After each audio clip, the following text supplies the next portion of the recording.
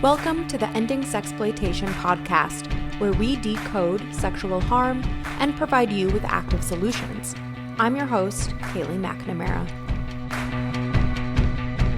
Thank you all so much for joining us again. I'm here with Danny Pinter, and we are thrilled to be joined by Melinda Tankard Reist, Movement Director at Collective Shout in Australia.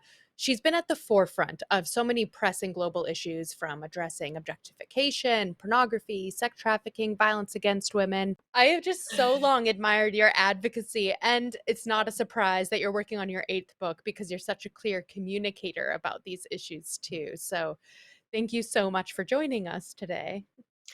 It's a pleasure to be here with you, Hayley, and we really appreciate your support and allyship across the waves. It's good to have allies around the world, although I feel really bad for you, Melinda, as you're, because of the time difference, joining us at 7 a.m. I hope you've had a chance to grab a cup of coffee at least.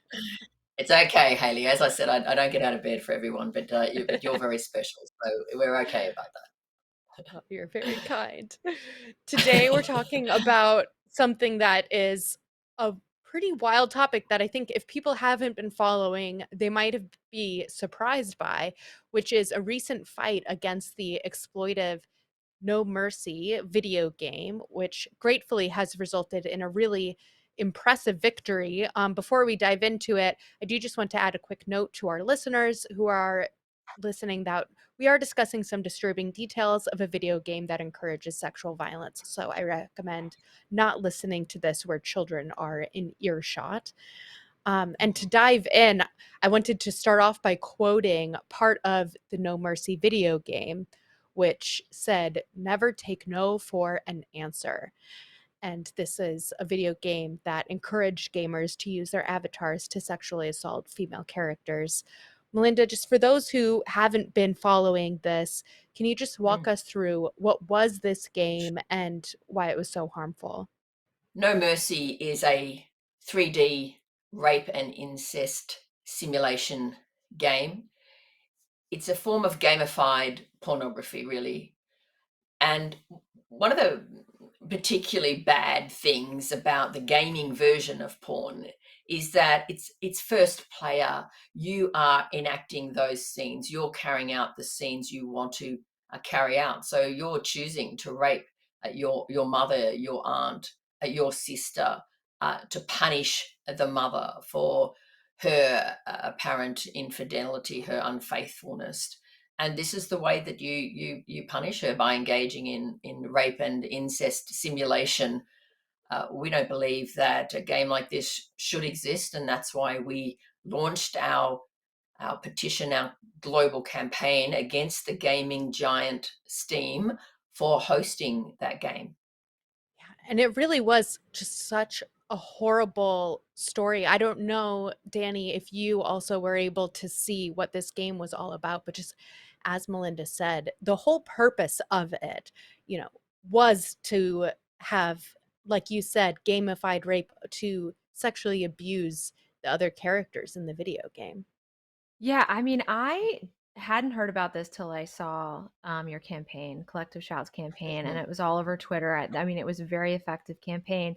And I mean, a couple observations. One was the photo that was, I guess, like the album cover of the game really encapsulates what you so eloquently said, like gamified porn. It was so clearly a porn themed image, which to me struck me in such a harmful way because the theme is rape and sexual violence, but obviously it's not depicting the reality of that. It's sexualizing that. It's kind of playing into those lies that this is just kind of a kink and a fantasy.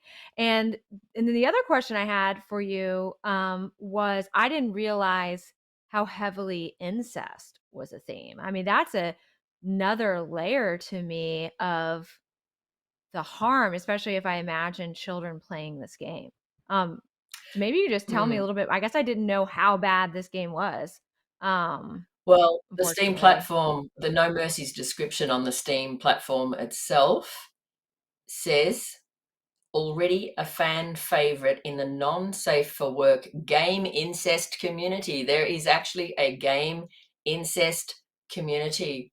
And one of the more disturbing aspects of our campaign is the number of male gamers justifying incest as fantasy, incest as fun. The number of gamers who openly said how much they enjoyed playing this game. They didn't think they'd be really into incest before, but then they realized how much fun it was to play this game. And then they said, oh, I guess I'm just a man after all, Oh my raping god. my raping my virtual mother and my virtual sister. So that was a very strong theme of the game. But I was saying to Haley before we got started, on in Steam alone, there's 108 incest games and 214 rape games on that platform alone. And Steam isn't the only platform. We've discovered other platforms hosting sexual abuse against minor games. So our campaign will continue. But this is abhorrent content, first player abhorrent content where you play the role of a rapist and someone carrying out crimes of violence against your blood relatives, interfamilial family violence, which we know is a huge genre on porn sites. Right. So, all these things go together, they all intersect, and we are seeing rising crimes against children in families, rising crimes of incest. It's been taboo to even talk about it so long, so we don't even really know, the true figures. But the fact that incest could be presented as gaming entertainment is next level disturbing, isn't it? It is, Mm. and that's what I was thinking of is the statistics on interfamiliar violence and just the reality that most or a very large percentage of perpetrators Yes. of sexual violence, particularly against children, are known, right? Known to the victim, family member. And I, Right. I think most people don't realize that, or don't recognize that, or maybe don't talk about it, like you said. So it's hard to imagine that things like this aren't playing into that in real life. Well, we heard from survivors of sexual abuse and violence and incest who were also gamers. I put a call out on my Facebook, any gamers, any female gamers willing to talk to me. And in the end, I lost count, but I think it was 35 or 40 within a 24, 48-hour period that contacted me. And one of them was a survivor of incest at the hand of her brother. And her name was Justine, and she said, as someone who has gone through sexual abuse as a child at the hands of a family member, I find this game horrendous and dangerous and was sickened when I first read about it. It is heartbreaking that boys are learning to see sexual abuse and incest as just entertainment. It's triggering to all survivors, and we need to bear that in mind, how triggering a game like this is to female victims, female survivors. This is not some just sort of fantasy idea for them. This has happened to them in real life. Their real bodies were abused and violated. We heard from Ria, who said, I'm a survivor of multiple instances of sexual assault and abuse. As a gamer, I'm surviving sexual abuse, threats, and just plain female shaming all the time. There is such an embedded culture of misogynistic practices, abuse, belittling, and toxicity in the male gaming community. I'm terrified about what behavior that games like No Mercy will produce. Katrina said, as both a sexual assault survivor and female gamer, this makes me feel sick. Games like these only add to a growing problem and further isolate other female gamers. I'd like Steam to understand they are equally complicit in the content they distribute. To allow this type of digital abuse makes them equally a perpetrator and a pimp. I thought that was a Mm. brilliant line, perpetrator and a pimp. And so that's what some of the survivors shared with us, how the enactment of rape and assault in games was triggering to them. And bear in mind, the male gamer, the player, gets points for the number of rapes he commits, right? So Wow. you're getting rewarded for rape. Do we want boys to be rewarded I for mean, enacting rape on women and girls? Really? Look at the epidemic of violence against women in my country, in your country. And these games fuel this attitude of entitlement. I can do whatever I want. to women and girls. It plays out in the real world, and there's data, there's evidence to demonstrate that. You know, we're dealing with a crisis of epidemic proportions, and that was one of the reasons that fueled our distress and anger about this game. Even calling it a game sounds all wrong. Like No, rape, and it says game. this is so shocking, and, I can't help but think that how desensitizing this is for all of society. It makes me think of that Right. Andrea Dworkin quote, "When your rape is entertainment, your worthlessness is complete." How is there ever Absolutely. gonna be societal empathy for women and Well, girls and that's my sexual biggest fear abuse for Right. women. when this is Correct. just a porn theme? When this is Yeah. entertainment? Yeah. Um, And even beyond a porn theme into the level of video games, because I think it's important to think about the impact of this on the societal level. Like you said, having this be a form of mainstream entertainment, having rape be treated as a mainstream entertainment is has so many incredibly important effects. And I know sometimes people will say to us, well, at the National Center on Sexual Exploitation, we do civil litigation. We're working on things like public policy. Why would we be talking about a video game? But I think it goes to show the impacts of when sexual violence and abuse is normalized. It also encourages it. Like you said, Danny, it decreases empathy for survivors. And there's data about that, about how entertainment around sexual crimes can decrease empathy for the victims, even in court case settings. And how much does it normalize it for young people? The fact that there are points that you get for raping another person is so disturbing. And I wonder, Melinda, for your thoughts on this idea. I'm sure you guys have gotten the argument, well, it's just entertainment, it's just fantasy. Um, Mhm. how have you all responded to that claim? Well, we're raising a generation of boys who believe they're entitled to do what they want to women and girls. I see it playing out in schools all the time. You know, Collective Shout and a parenting expert and author Maggie Dent just produced this report on sexual harassment of teachers. It's actually broader than that. It's really about the rise of sexual harassment in schools.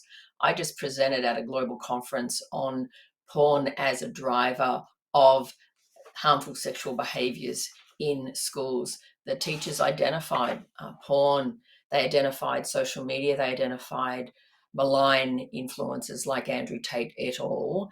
As contributing to harmful sexual behaviours, peer on peer abuse at rates never before seen in Australia and globally, little kids acting out sexually on other children. So how does a rape and incest simulator with nothing to stop children accessing it, by the way, no proof of age protections at all. of course not. This is just one more contributing driver to this loss of empathy. Girls tell me every day boys threaten to rape them, send me nudes or I'll rape you.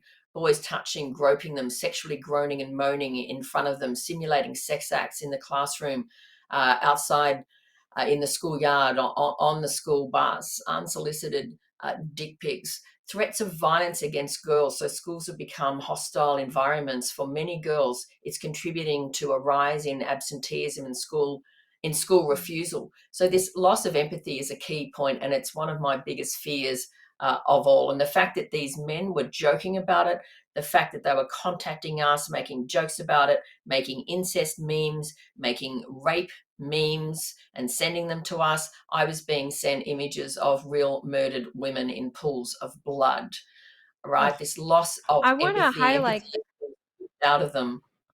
and I wanna highlight that We're because I raising men could who believe their sexual preferences take precedence over women's basic human rights. And as my colleague Caitlin Roper wrote, men who defend violence against women because it gives them an erection are not qualified to weigh in on what is and is not harmful to women and girls. Go ahead, Denise.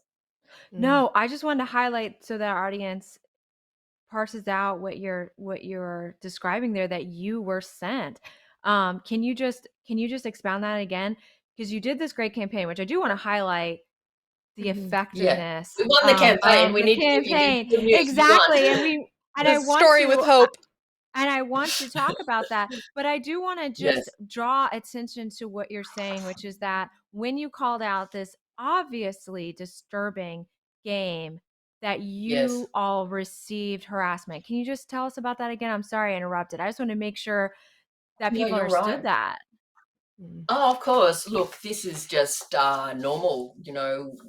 We've been abused for 15 years. We've had rape threats and death threats. We've had to call the police in the past. So, this doesn't take us by surprise, sadly, but it does show where we are going.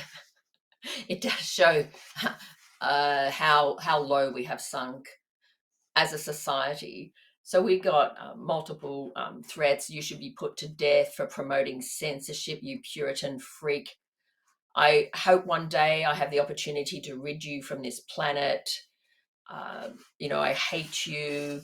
Look, the way that we've always looked at this is that if we weren't having an effect, they wouldn't bother, right? So it's the fact that they're so triggered by our campaign against an incest and rape simulation game. It tells you more about them than it does about us, right? But the fact is we have to live amongst these people. They'll say if you don't like the game, don't play it. We have to live in a Mm. world with you. We have to live in a Mhm. world with men who think it's appropriate to play games, not just rape and incest simulation games, as if that's not bad enough. But now we've found a whole trove of games in which you actually abuse a child. You actually first player games where you abuse minors, deliberately abuse minors. And there's many of these games hosted on other platforms. Even Steam rejected some of these Mm. games. Mhm. We have to live here too. And a pornified Mhm. world harms all of us, harms every woman and every girl. Every woman and every girl feels besieged, under threat. Girls don't feel safe, and there's global data on this. Girls do not feel safe anywhere. The levels of sexual harassment, the levels of sexual assault, of daily sexual intimidation, sexual bullying. Sexual bullying in schools is huge, of female students and female teachers. And games like No Mercy contribute to that because they sever boys from their humanity.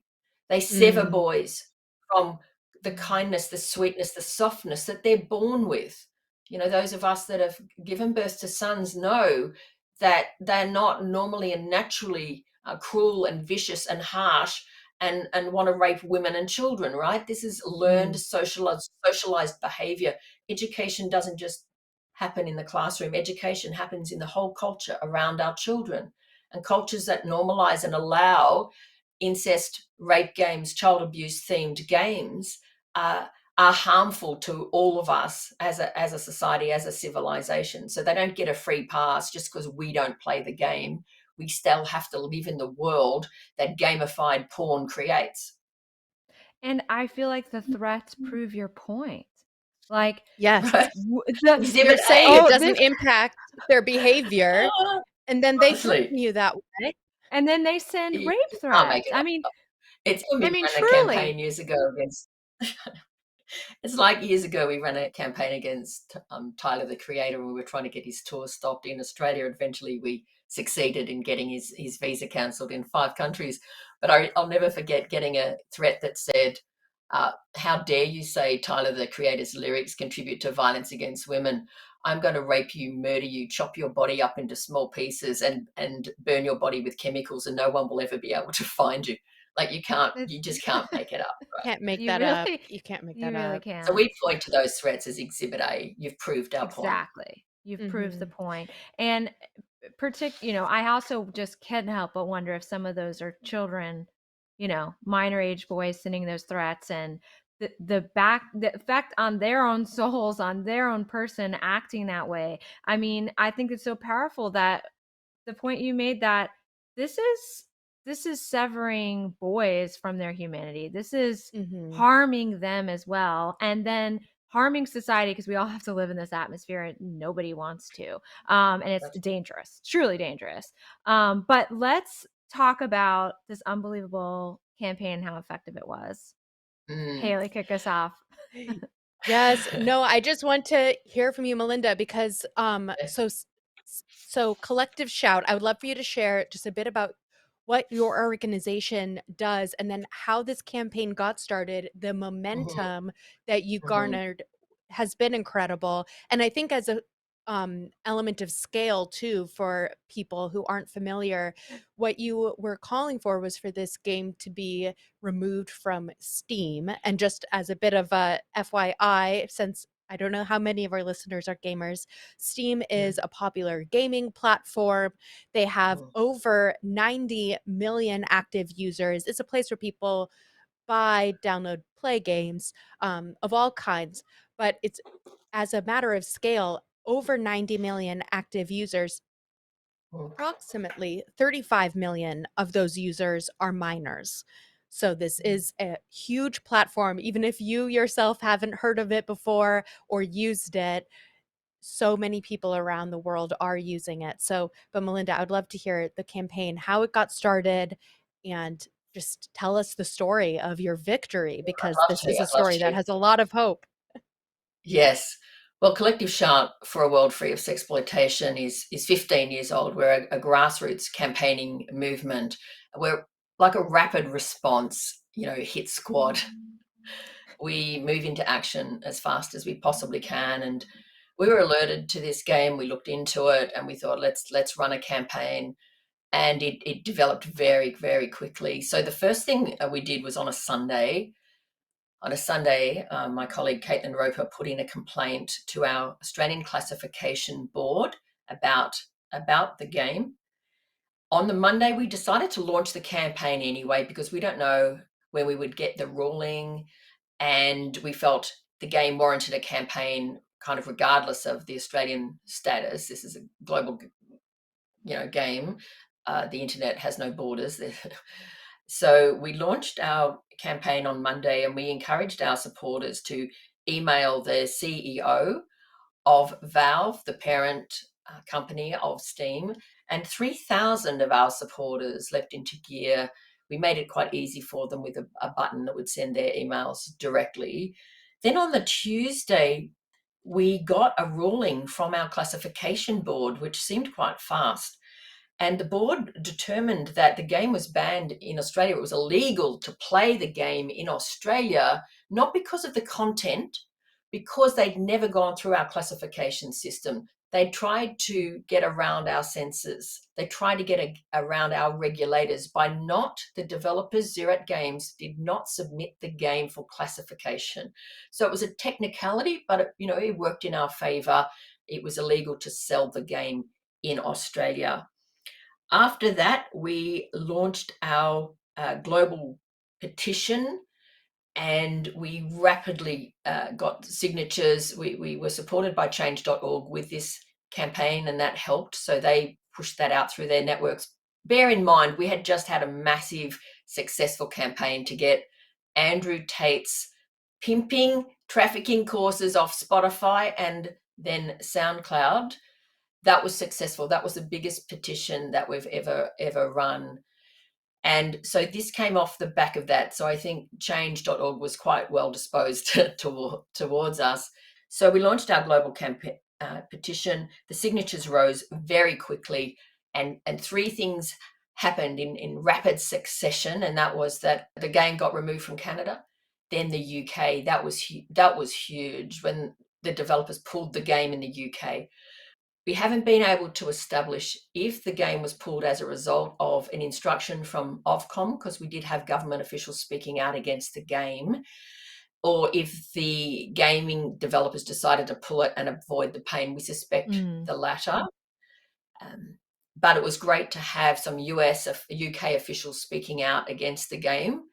And then US as well, the game got pulled in the US. Again, we don't think it was because of any regulatory powers, unfortunately, but we do think that the developer saw what was going on and decided to avoid further pain there. And then after that, it wasn't available anywhere. You couldn't get it Mm. anywhere. And a notification on Steam said this game is no longer available on this platform. So then we declared victory at Incredible. 70,000 signatures after the Wow. game was pulled in those countries. So that all took space from, between, I think it was a Sunday and a Friday. That's What a that's all. week. I mean, that's Wow. the Oh my power of collective gosh. action, right? That's the power That's right. of a well-run targeted campaign, and it does show that people still care. So we do need to take That's right. heart in, we're not so debased yet. People still care. Sexual violence inflicted on mothers and children, fortunately, still still has an effect on people who still have a conscience, right? Still have a sense of justice. So we were delighted with the rapid signature collection, and we officially announced victory on the Friday, and updated the petition on the Saturday with the victory announcement. Man, Congratulations. congratulations, congratulations. It's just incredible how rapid the response was, obviously through really effective campaigning on your end. It was also fascinating to see throughout the week as different countries started pulling the game down. And it Yes, is crazy as someone in the United States to realize that there isn't really any enforcement authority over video games in America. You know, our FCC doesn't regulate them.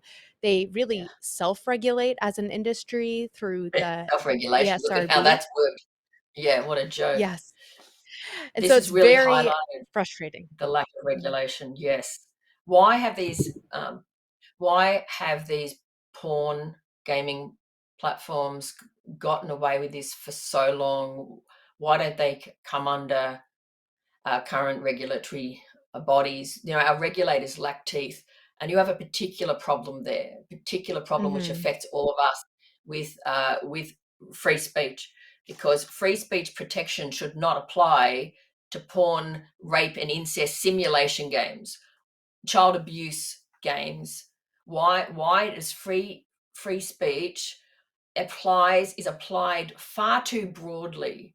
And I'm sure, that the framers of the American Constitution weren't planning on protecting rape and incest and child abuse No. simulation games, right? No. Just saying, like, I'm speculating, but Well, you don't so really I don't. have to speculate. I mean, because obscenity is, because you're just right about that. You're just right about Yeah, it. yeah, I am glad we have free speech. I'm a proponent of free speech, but I believe that free speech is best served by being true to what it means under our Constitution. The First Amendment yes, does not protect obscenity. People have forgotten that in this country, but technically obscene content has zero free speech protection. But so I think what you're zeroing in there is a lack of mhm, will, because Mhm. what is obscene is a judgment call, and it's a painful process, because what you experienced is what any government body would experience if they tried to enforce this, right? Because they could. Questions about why isn't there a regulatory body? I think that is interesting to me, and maybe that's a place where we could get somewhere, right? Because we have technically regulatory bodies that govern other modes of entertainment, which are mhm, obviously protected by free speech. So why not the gaming community? But mhm, definitely, it would be a the whoever it was, whether it was a criminal enforcement body or regulatory body, to go after it. They'd have to allege it was obscene, I would imagine, which I think this is. The test is, unfortunately, we're dealing with like a test from the 70s, the Miller test, which is lacks all literary artistic value, that kind of thing. I don't think it would be hard to get a group of peers in any jurisdiction in this country to agree that that rape game lacks any value and would be obscene. But you'd have to go through that whole process, and you'd endure the political backlash, and you'd see the free speech absolutists coming out of the woodwork to advocate for it. And so I think it's just a lack of will, it's a lack of courage is the answer. Mm. Language is unfortunate because it is a bit of a value judgment, language around, obscenity. Like, we'd rather see it situated as harmful content that is harmful content that normalizes violence against women and children. The language is a bit it'd be problematic and a bit hard to argue, Exactly. Hard to apply and Mhm. yeah. hard to apply. Yes, but right now our campaign is going to continue. So we've discovered a large number of games promoting sexual violence against minors, and we have discovered this on a platform. And guess who processes the payments and is profiting from this? PayPal. PayPal. Mm. PayPal. Why are you allowing and profiting from facilitating transactions for games that promote violence against women, children, infants? I'd really like to put that question to PayPal today. Why are you Absolutely. allowing it? PayPal. $10 to play rape and incest simulation games, child abuse games. This is the first time you're hearing it here. We are going to go after PayPal for allowing transactions and profiting from the simulated rape and abuse of women and children. Mhm. Well, we support you. What action can we uplift through our networks? Are you doing petition, a letter? What can we activate? Literally, this is just being discussed as we speak. So, what we're looking at, probably not another petition. We don't want to give people petition fatigue. We've just had two massive ones in a row.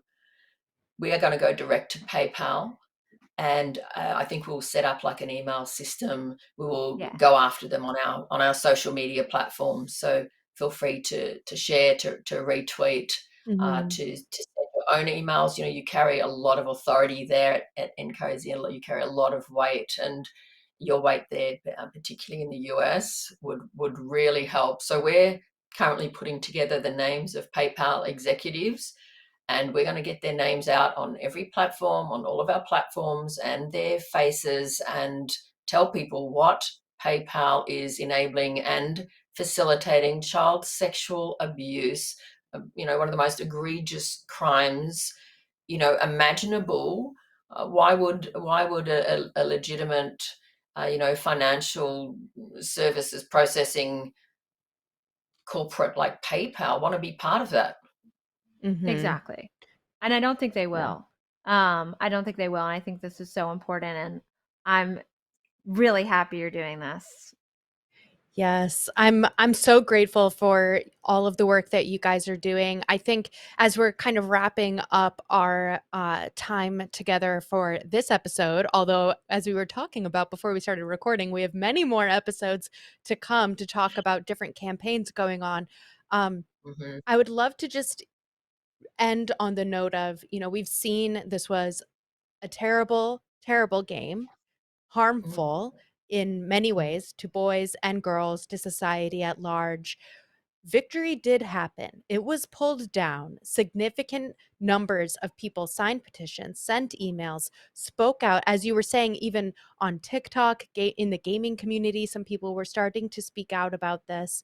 And there is still more to do. Terribly, there is still more to do, but I am so heartened that while there are people who are in this community who are defending it, so many Mm-hmm. are standing against it. So I would just love, Melinda, for you to maybe leave us off with a message of hope about what can happen in the future.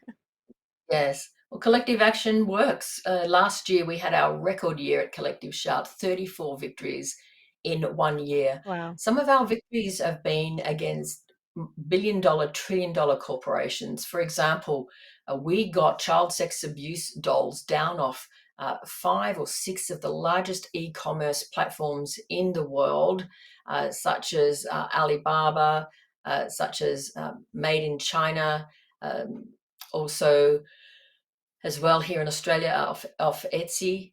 Collective action really does work. If you want to be encouraged, read about our wins from last year, 34 victories, because people decided to care.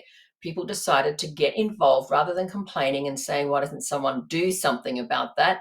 They decided to be that person and to fight for social change and cultural transformation. We all have to live here. We're trying to raise kids in this society. It's becoming sick, it's becoming toxic. Porn has done that. This is the world porn has made. which is why we support global campaigns to bring down Pornhub, for example. Why in Australia we have fought so hard for an age verification trial, which, by the way, the porn industry is trying to disrupt. The porn industry is trying to disrupt any regulation of its industry, as you've seen in the US, as is happening right now in the UK. Pornhub officials going to the UK to try to undermine regulatory processes there. So we do have to keep fighting, but collective action does work. And, our governments have often failed us, our regulatory bodies have failed us. So the people have to stand up and engage in civil action and disrupt the toxic, harmful messages from porn culture, rape culture, as reflected in this game. So we can get involved and make a difference. And we'd love your listeners to support us, collectiveshout.org. It's free to sign up. And we want to expand our campaigns and have a stronger presence, around the world, and equip you to fight what's wrong in your own societies. And again, we so value the support and allyship of NCOSE and our other global partners. So thanks for this opportunity to address all of your supporters today. Yes, thank you so much, Absolutely. Melinda.